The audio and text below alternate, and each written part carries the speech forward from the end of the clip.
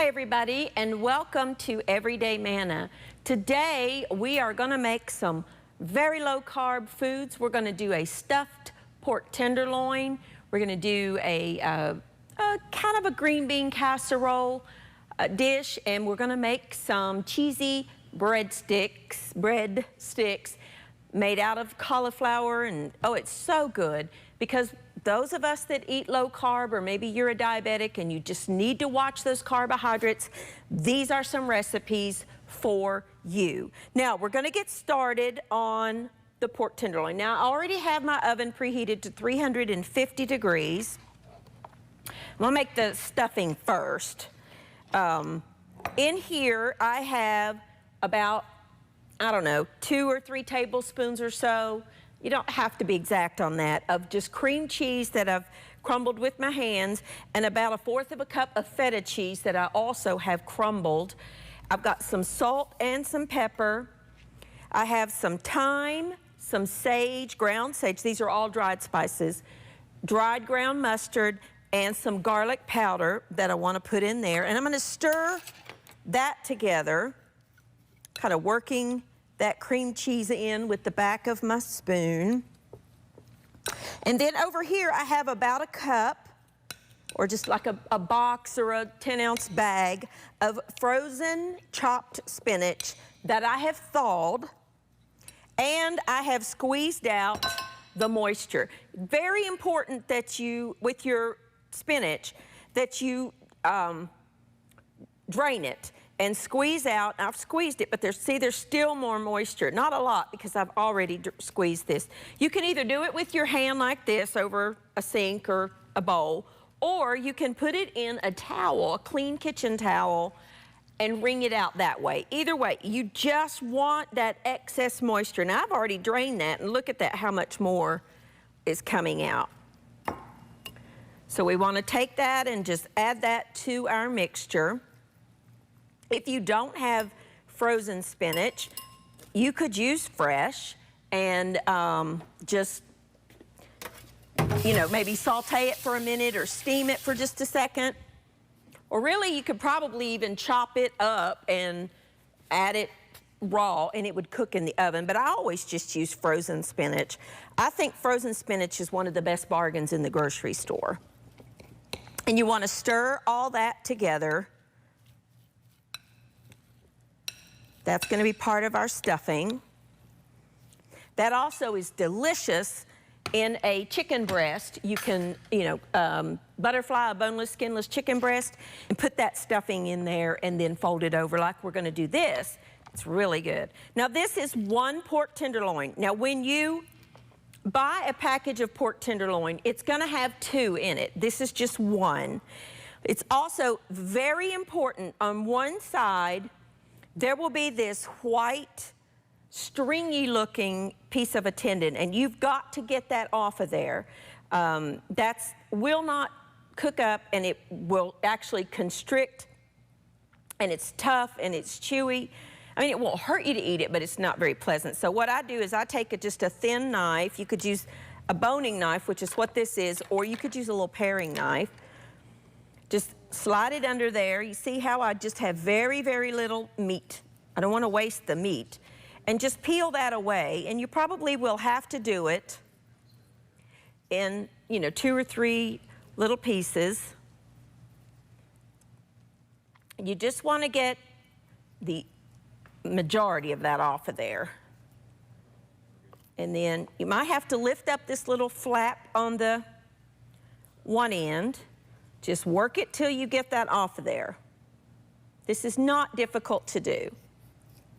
A good sharp knife is really important in your kitchen, period, but especially with tasks like this. Okay, now if you got any pockets of fat, you can take those off, or you can leave them. Tenderloin is a very lean piece of meat. I love it because it's quick cooking. Now, what I want you to do is lay it flat on your board. You're going to take that same knife and you're going to make an incision down the middle. You are not cutting all the way through. I work in just little bitty layers. And then this end is much thicker, so of course you're gonna go deeper on this one end. You're just wanting to open that tenderloin, but don't cut all the way through. You're gonna be approximately, you know, maybe 1/4 of an inch in diameter or not in diameter, in thickness from the bottom. Then take a piece of plastic wrap or parchment paper, something, whatever you have, and a meat mallet or a rolling pin, just something to pound this a little bit. You're doing two things here. You're creating an evenness in the tenderloin because this end is thicker than this end. And you're also making it a little bigger so you can hold more stuffing. And if you were doing this with chicken breast, you'd want to do the same process. Now, see how much bigger that is? That's the purpose of doing this. This did not touch the raw meat, but we want to discard that. Now, I want to take a little bit of salt, and I'm also going to drizzle just a little bit of olive oil because tenderloin is very lean. I'm going to preheat my skillet. We're going to roast this, but we're going to brown it first. Let's get that going. Then you're going to take some, this is prosciutto that you can buy in any grocery store now. If you don't have this, you don't have to put it in there. It just adds another layer of flavor.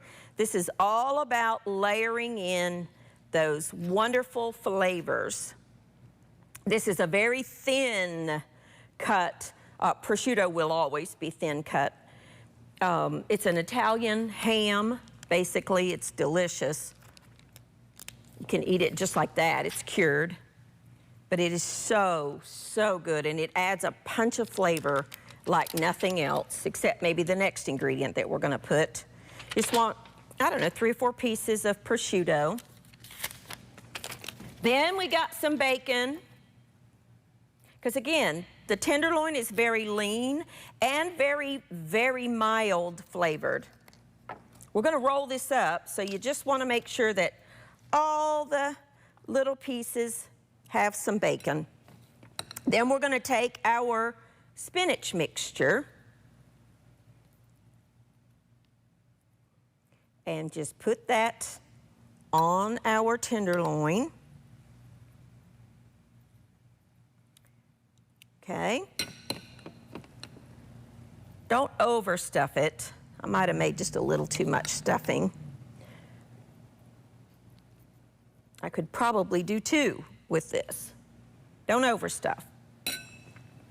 And then what you want to do is take the tenderloin and just either roll it up or just fold it over, pushing all that stuffing back in. Now, if you have some kitchen twine or, butcher's twine, you could tie this. I don't have any here, but what I do have are toothpicks. So what I do is I start in the center and I just run my toothpicks through about every couple of inches, just enough to secure it. That's all you want to do is just fold that over to secure it.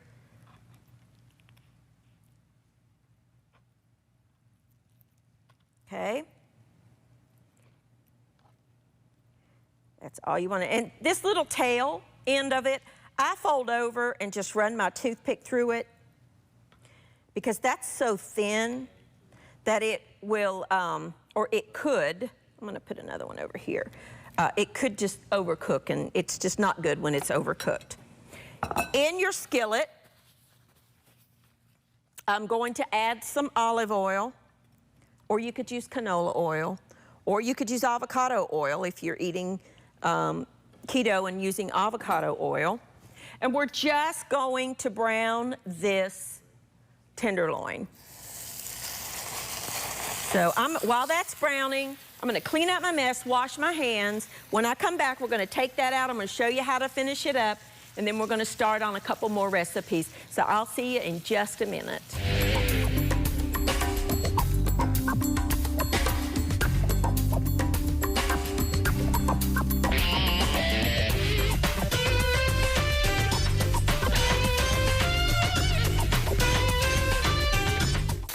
Alrighty, now all I did was turn that over with some tongs. I'm just browning it. Now I can only do it on two sides because of the toothpicks. But if you are using kitchen twine and you tie it, brown it on all four sides. And that's all we need to do. Very hot. We're going to take that, put it on a baking sheet. Whew.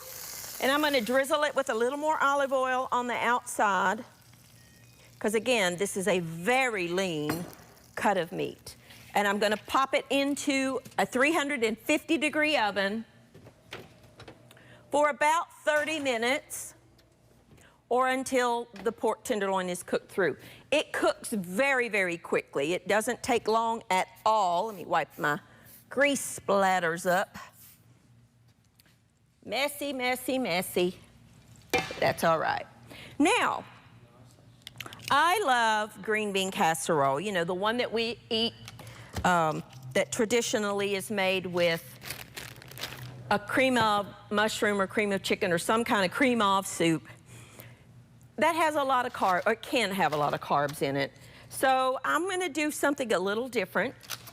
This is about, I don't know, half a pound, 3/4 of a pound of fresh green beans. Now these are not like the half runners, the turkey crawls, the greasy beans that you have to cook for a while in the South. These are just fresh snap beans that we've washed, we've trimmed. Sometimes I leave them whole, and sometimes I cut them in half. It just depends on my mood. You can do whatever you want to do with your green beans. If you're lucky enough to find the little haricots verts, which are the little French, very, very thin green beans, fantastic in this recipe. We've washed them, we've trimmed them, and we put them on a baking dish lined with some parchment paper or a nonstick aluminum foil, because we're going to be using a little bit of Parmesan cheese. Now in this bag, I have some just plain pork rinds. If you are eating low carb or keto, or you're a diabetic or whatever, for whatever reason you're watching your carb, or you just simply want something delicious. I mean, all of these recipes are very good. Pork rinds will be your friend. Now, I know a lot of you are thinking, ooh, no, thank you. But they really are very good. They provide a little flavor, but they also provide that crunch that you would get with the crumbly topping from whatever, cracker crumbs or whatever you're putting on top of your casserole. Pork rinds are a great, great use to cut down those carbs. And I just put a few in a bag, and I just take my meat mallet or a rolling pin or whatever you have, and I want to smash them into fine crumbs. What I sometimes do is take the bag of pork rinds, put them in my food processor or a really good blender like this one that'll chop things up, and just pulse them all up at once and then put them in an airtight container or a bag, and they're ready to go. You see how fine they become? That's exactly what you want. Now, I have in this bowl just a little bit, you know, maybe half a cup, 3 tablespoons, whatever amount you want to use, of just shredded Parmesan cheese. I've got some salt and some pepper. I'm going to put these in that bowl with the other. Just going to stir that around. Clean hands are your best kitchen tools. Just stir that around. Now, the green beans I'm going to coat with a little bit, probably maybe a tablespoon of olive oil. You could use canola or vegetable. Place those in a single sheet, and I'm finding some we didn't break. All right, in a single layer. Then take your mixture and crumble it on top of your green beans.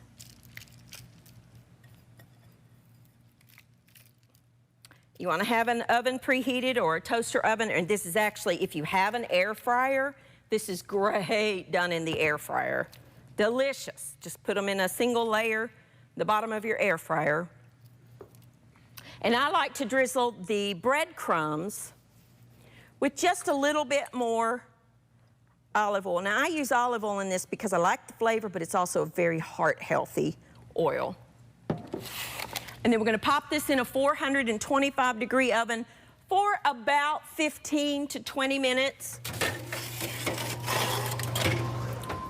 Or until the beans are, now they're not gonna be mushy soft, they're still gonna retain some crunch, which I like. And the topping will be golden and brown, that cheese will melt, and it will just be delicious. Let's get rid of this. And we're gonna start on another dish that, you know, if you're watching your carbs, which is what this program is about, you know, one of the things that you really just have to give up or eat in a, you know, very, very rarely type thing is bread. Cheesy breadsticks dipped in a marinara sauce are delicious. So we're gonna make some breadsticks, if you will, but we're gonna use a little bit of different ingredients. So this is my new favorite blender, actually. I love this thing. And I have a head of cauliflower that has been washed and just broken into little flowerettes. I'm actually gonna cut this down just a little bit more. I'll just use the paring knife. And I'm gonna just put it all in the blender. We're gonna rice this, if you will. We're gonna use, not that piece that fell in the floor. Well, I'm using a blender, but if you have a food processor that chops really good, you could use that. Let me cut this down just a little more. I don't think a paring knife is the knife of choice here, but that's all right. We will make it work. I use cauliflower in a lot of different recipes. And if you think you don't like cauliflower, try using it in a different way. Now, I love it just steamed. I love it raw. I love it roasted. But I find it makes a great addition to the recipes where you're trying to cut carbs. And, you know, it is now the in vegetable, of course, but I've always loved it.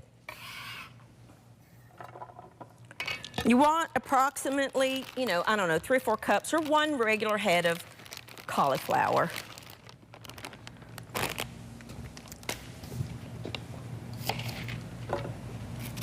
You can buy riced cauliflower in the produce department, but I think it's expensive. I think you're much cheaper buying it and pulsing it yourself. If you don't have either one of these, you could absolutely grate it on the sides of a box grater. Most everybody has a box grater. And my blender is full. Let's see if we can fit this last little piece in there. I might have to do this in 2 batches. Let's try. Let's see what we can do. Let's live adventurously. Okay, let's see if I can even get the lid on it. All right. Nope. Come on, you. Nope, gonna have to take some out. Oh, well, that's okay. I think I had too much anyway. Let's take a little bit out. Now, what we wanna do is pulse it, all right? Don't wanna just let it go, you wanna pulse it. Look at that, how quickly.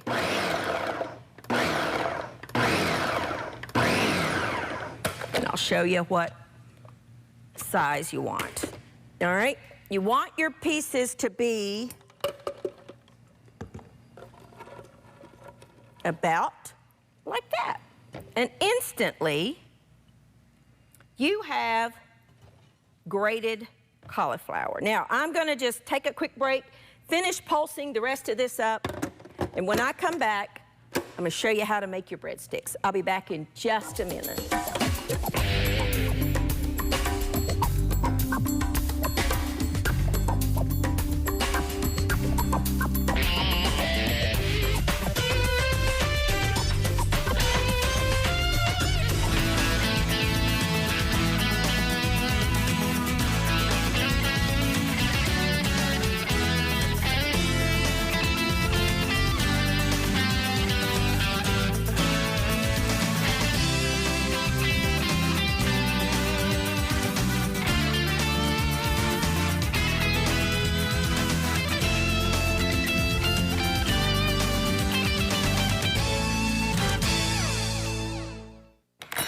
Okay, now we've got our cauliflower in a big bowl. You want to make sure there's no big chunks. I think that's good. All righty. Then we're going to add some salt, some pepper, a little bit of fresh garlic. If you don't have any fresh garlic, you can use dried garlic or garlic powder. But fresh garlic is really good in this.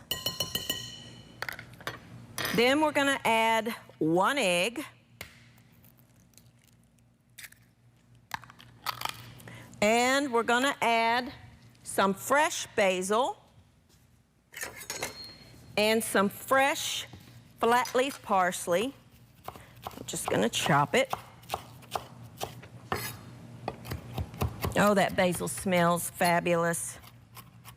If you don't have fresh basil, just add some Italian seasoning. I'm not a fan of the dried basil. I mean, it's okay, but it's nowhere near the flavor of fresh. But you could use some dried Italian seasoning if you have it. Okay. Alrighty, here's that. And some grated parm and some mozzarella, shredded mozzarella cheese. Add that to your bowl. I have a baking sheet that I have lined with parchment paper. We're going to just combine this to make our dough. If you need a little more moisture, you can add either some more mozzarella or maybe another egg, as I make a mess over myself.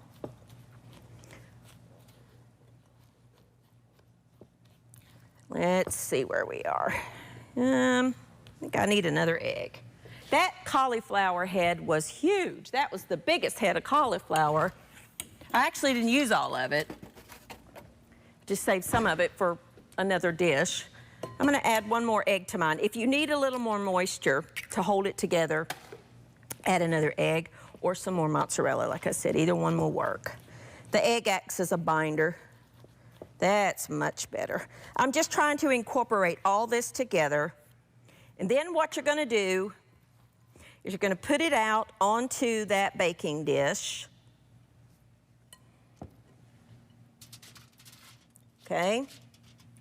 And you're going to pat it out with your hands into a rectangle. Or circle if you want. It doesn't matter. Whatever shape you like. I just, traditional breadsticks would be long and skinny there. So I just kind of do a rectangle. You want it to be about maybe 1/4 of an inch thick.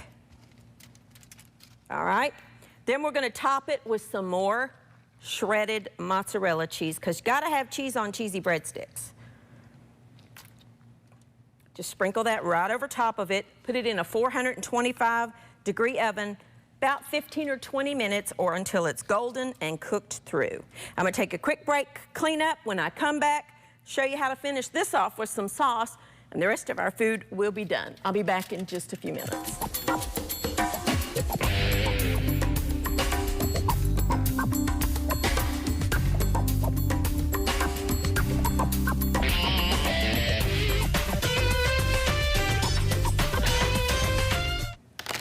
Alrighty, now everything is done. Here are our green beans, our green bean casserole, looking and smelling delicious. You just let them roast until the beans are cooked through. And then here is our pork tenderloin. Now, it's very important that when you take this out of the oven, and this is true for any meat, let it rest for just a few minutes, because you need those juices in the meat, and in this case the tenderloin, to redistribute back up into the meat. If you cut this immediately, all the natural juices from in this case the tenderloin, but any steak, roast, whatever it would be, are just going to run out. But if you let it set for a few minutes, you will have a much juicier product. pull out the toothpicks or cut the strings if you're doing kitchen twine. And then just cut it. I like to kind of cut it on the bias. I think it just looks prettier. Cut yourself a couple of pieces of the best tasting. Oh, it's so good. You could use, instead of regular cream cheese, you could put some garlic and herb cream cheese, you know, those flavors that you can get in the grocery store. But there you go, a quick and easy and delicious, and might I add, very pretty meal that you can have any night of the week. It cooks very quickly. Now, here are our breadsticks that I just took out of the oven. These absolutely need to set for about 10 minutes probably before you want to cut them, because that cheese is soft and gooey, and you need